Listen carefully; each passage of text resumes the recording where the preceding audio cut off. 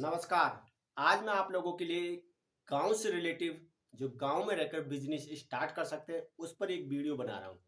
और आपको मैं एक नया तरीका बताऊंगा पैसे कमाने का कि आप गांव में रहकर कैसे नए तरीके से पैसा कमा सकते हैं और गांव में रहकर इसको कैसे शुरू करोगे।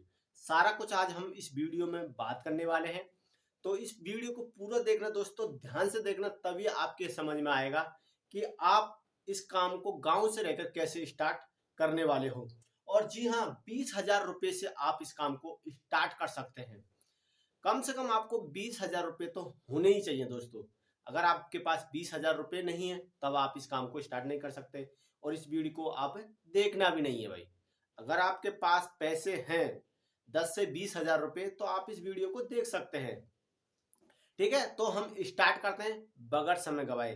हाँ दोस्तों, मैं आप लोगों से रिक्वेस्ट करता हूं कि आप मेरे चैनल पर नए हैं तो चैनल को सब्सक्राइब जरूर कर लेना। इसका कोई पैसा नहीं लगता।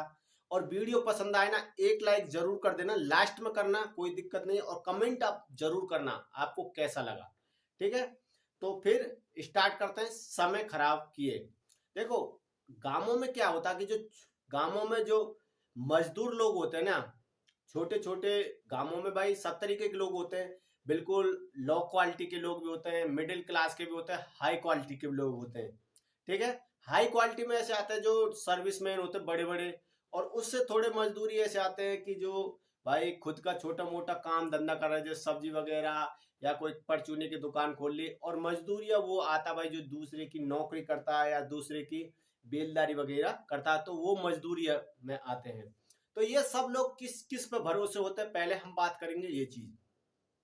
जो मजदूरी करने वाला होता है वो पर डे की इनकम पे भरोसा करता है। उस पर डिपेंड होता है कि जैसे आज भाई मजदूरी की और शाम को उसको पैसा मिल गए, तब जाके वो अपने घर में राशन वगैरह उन पैसों से भरता है। ठीक है, दूसरा जो व्यक्ति होता है मिडिल क्लास का, जो नौकरी करता है, तो वो डिपेंड होता है नौकरी पर, जो सैलरी पर, जो उसकी महीने में सैलरी आती है। जैसे कि कोई मान के चलो 10,000 रुपये कमा रहा है। ठीक है, 10,000 रुपये कमा रहा तो वो महीने में आएगा उसको। ठीक है, वो 10,000 रुपये उसकी महीने में आएगा सैलरी। तो वो उसको क्या करेगा, उन 10,000 रुपये से पहले अपने घर का राशन भरेगा। उसके बाद में जैसे भाई किसी के डॉक्टर के देना होता डॉक्टर को देगा। और जैसे बच्चों की फीस है तो फीस स्कूल में जमा कराएगा।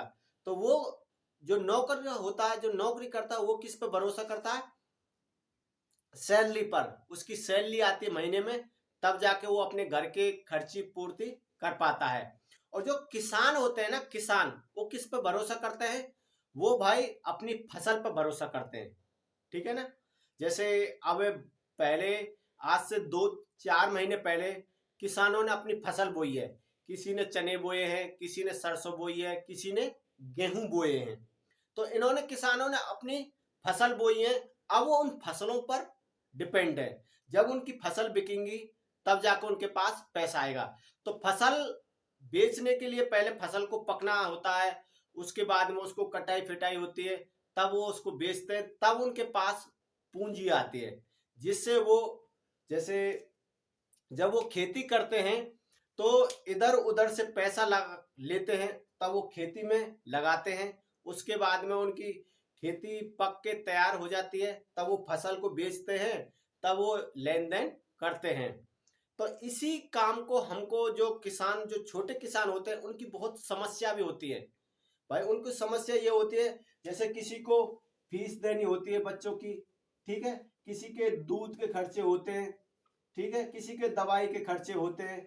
तो ये क्या है कि किसान के पास पैसा तो ज्यादा होता ही नहीं है भाई। वो इधर उधर से लेता है, यार दोस्तों से, रिश्तेदारों से, और कहता है कि जब भाई मेरी फसल बिक जाएगी तब मैं आपके पैसे दे दूंगा। तो ये जो छोटे किसानों की समस्या है, इसको हमें हल करना है। और जब आप इसको हल कर दोगे छोटे किसानों की, तो आप वहां पे अपना खुद का बिजनेस स्टार्ट कर दोगे। तो आपको ये करना कैसे है, मैं आपको तरीका बताऊंगा। ठीक है, देखो दोस्तों, आपको जो छोटे किसान होते हैं उनकी फसल को खरीदना है। क्या करना है, फसल खरीदना है। ठीक है, फसल खरीदना है तब आपका बिजनेस स्टार्ट हो जाएगा, बिजनेस शुरू हो जाएगा। ठीक है, आपका बिजनेस शुरू हो जाएगा, ये समझ लो। तो ये समस्या है, छोटे किसानों की समस्या है, उसको आपने सॉल्व कर दिया और आपने वहां पे बिजनेस स्टार्ट कर लिया। तो आपको करना क्या कि आपको छोटे किसानों की फसल को खरीदना है। जैसे कि अब सीजन चल रहा है चने का, सरसों का और गेहूं का। अब कुछ दिन बाद गेहूं भी शुरू हो जाएगा मंडी में आना। तो आपको किसानों की फसल खरीद के, जैसे भाई मान के चलते हैं छोटा किसान है जिसके पास 1 बीघा या 2 बीघा खेत है, उसने 1 बीघा में सरसों बो दी। ठीक है, तो हम मान के चलते हो उसकी 1 बीघा सरसों में भाई 3 कुंटल सरसों होगी। ठीक है, 3 कुंटल सरसों हो जाएगी तो वो उस सरसों को कहाँ जाएगा, बड़ी मंडी में। जहां मंडी कहाँ पे, जहां पे मंडी होगी। अब वो मंडी आपके गांव से कम से कम भाई, अगर गांव से 30 किलोमीटर हुई तो, ठीक है ना, अगर 30 किलोमीटर दूरी पे हुई तो कम से कम उसको बेचने के लिए भाई साहब 1,000 रुपए से 1,500 रुपये उसको क्या देना पड़ेगा, भाड़ा देना पड़ेगा। ठीक है भाई, भाई जब छोटा किसान है उसके अगर 3 कुंटल सरसों लेके जाएगा तो कम से कम 1,000-1,500 रुपये उसको भाड़ा देना पड़ेगा। ये उसके लिए बहुत बड़ी समस्या है, क्योंकि मंडी में जब वो जाएगा उसका समय खराब होगा और फसल का पता नहीं जन क्या रेट चल रही है। ठीक है, उसको ये भरोसा नहीं है पर लेके वो चल देता है, क्योंकि उसको भाई घर के खर्चे की भी पूर्ति करनी होती है। तो ऐसे में आप उस किसान की जिसने 3 कुंटल सरसों उगाई है, आप उसके पास जाओ और उससे कहो कि भाई जो आपकी फसल मंडी में बिकेगी वही रेट में आपकी यही खरीद लूंगा गांव में रहकर, तो आपको कोई दिक्कत तो नहीं है। तो भाई किसान जो है छोटा किसान वो आपको बेच देगा, कह देगा ठीक है यार मैं वहां जाऊंगा, 1,000-1,500 रुपये में भाड़ा लगाऊंगा, अपना समय खराब करूंगा और हो सकता है एक दिन में बिके, बिके ना भी बिके। क्योंकि भाई जब उस टाइम पे मंडी में जब फसल आती है ना, बहुत ज्यादा आती है, तो 2-2 3-3 दिन तक आपका नंबर नहीं आता फसल बिकने का। तो ऐसे में किसान समस्या हो जाती है, क्योंकि भाई उसको पैसे की जरूरत है और उसकी फसल बिक नहीं रही। ठीक है, तो ऐसे में आपको छोटे किसानों से फसल को खरीदना है और उनको पैसे देना है, तब वो भाई अपनी पूंजी को इधर उधर इन्वेस्ट करता है। ठीक है, ये बहुत बड़ी समस्या है छोटे गांवों में। अगर आप गांव में रहते हैं तो आपको पता होगी, अगर आप किसान हैं तो आप पूरी तरीके से इसको भली भांति तरीके से जानते होंगे कि भाई छोटे किसानों को किस किस चीज की किस किस समस्या का सामना करना पड़ता है। ठीक है, तो मैं जो आपको समझाना चाहता था दोस्तों, यही समझाना चाहता हूं कि आप गांव में रहकर छोटे किसानों की हेल्प करो, मदद करो, उनसे आप फसल खरीदो और उनको पैसा दो। अब आपको इसमें जरूरत पड़ेगी कांटा की, कांटा बोले तो तराजू। ठीक है दोस्तों, इसमें आपको तराजू की जरूरत पड़ेगी और कुछ बोरी की जरूरत पड़ेगी। ठीक है, कुछ बोरी की जरूरत पड़ेगी और कुछ व्यक्तियों की जरूरत पड़ेगी। उसमें आपको करना क्या है कि देखो, शुरू में आप इस काम को स्टार्ट कर रहे हैं ना, तो आप अपने फैमिली मेंबर्स की मदद ले सकते हैं। जैसे आप का किसी का लड़का होगा, किसी का भाई होगा, किसी का पिताजी होगा। ठीक है, आप उनके साथ मिलकर इस काम को स्टार्ट कर दो और कुछ बोरियां खरीदो, गांवों में सरसों खरीदो, गेहूं खरीदो, चना खरीदो और दाल खरीदो। इस प्रकार आप अपना काम स्टार्ट कर दो। 10 से 20 हजार रुपए में आप इस काम को स्टार्ट कर सकते हैं। ठीक है, और जैसे ही आपके पास पूंजी कम होती जाए, तो जैसे आपके पास काफी माल आ गया उसको बेच आओ, तुरंत आपको पैसा मिल जाएगा, फिर और गांवों में खरीदना शुरू कर दो। ठीक है, इस काम को आप स्टार्ट करो भाई, गांव में रह के स्टार्ट करो। अगर आप गांव से देख रहे हैं ना, आपको सब कुछ पता होगी, पर आप इस काम को स्टार्ट नहीं करना चाहते। अब कुछ लोगों की समस्या ये भी है कि भाई मेरे यहाँ से तो मंडी बहुत दूर है। भाई आपके यहाँ से अगर 50 किलोमीटर दूर है ना मंडी, तो आपको बहुत बेनिफिट है, जब तो आपको करना ही चाहिए। जैसे मान के चलते हैं ये गांव में, ठीक है, ये गांव है भाई और ये रोड है। ठीक है। इसके और पास से यहाँ गांव होगा, यहाँ गांव होगा, यहाँ गांव होगा, यहाँ गांव होगा, तो आपको इस रोड के किनारे दुकान खरीदनी है, ठीक है। यहाँ पर आपको दुकान खरीदनी है भाई, कम से कम अगर ये रोड जा रहा तो इसके और पास और भी गांव होंगे, जो सबकी फसल यहाँ पे जाएगी। जैसे मैं मान के चलता हूँ मेन मेन बाजार, ठीक है, बड़ा बाजार, तो ये मेन रोड है, आप यहाँ पर अपनी दुकान खरीद लो। इन सब की फसल जब जाएगी यही कर बाजार को जाएगी, तो ये जो इन गांवों के जो किसान है भाई, आपकी दुकान पे लाके उस माल को बेच देंगे। उनको 50 किलोमीटर दूर नहीं जाना पड़ेगा भाई, ठीक है। जो मैं आपको समझाना चाहता हूँ, समझ रहे हो ना। उनको भाई, जो छोटे किसान होते हैं ना, उनको 50 किलोमीटर दूर नहीं जाना पड़ेगा। वो तो चाहते हैं कि उनकी फसल को गांव में ही खरीद ले कोई, और वही रेट पर खरीद ले जो मंडी में चल रही है। तो आपको ये चीज करना चाहिए। अब आप सोचोगे भाई हमको कैसा पता चलेगी कि मंडी का भाव क्या रेट चल रहा, आज का क्या नहीं चल रहा।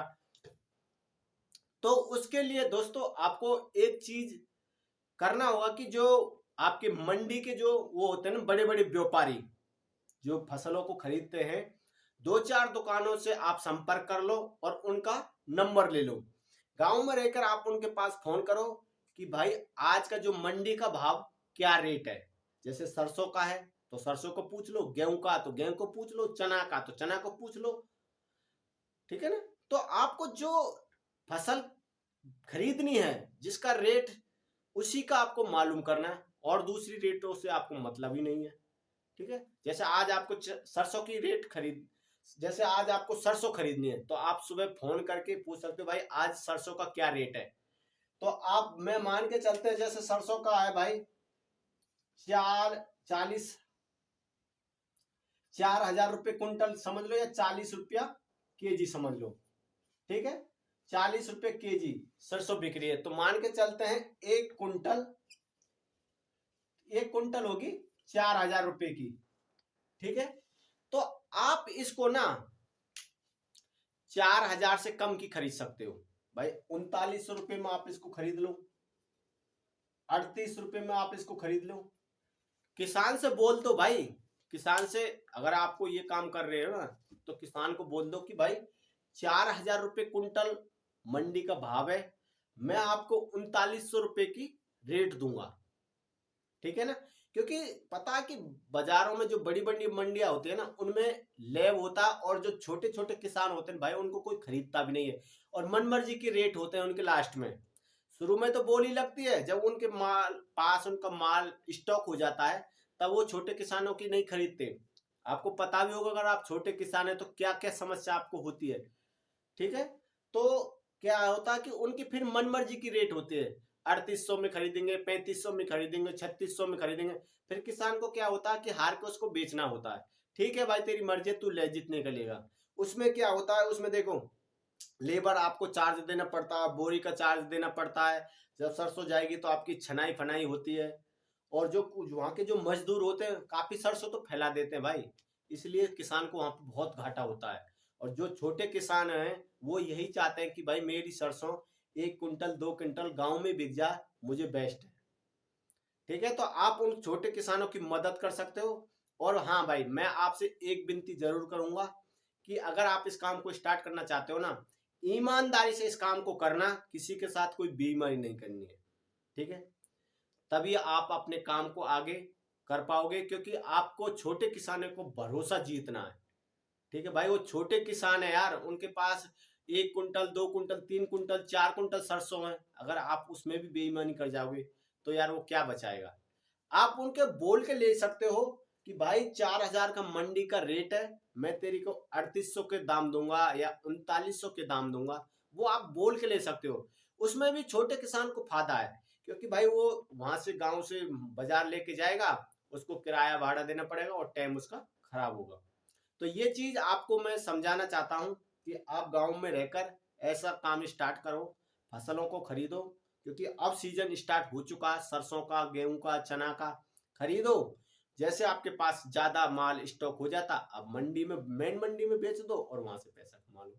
जैसे कि आपने 4,000 रुपये में खरीदा है और आपके पास पैसे का स्टॉक है, अच्छा आप चाहो तो 2 महीने रोक सकते हो अपने माल को।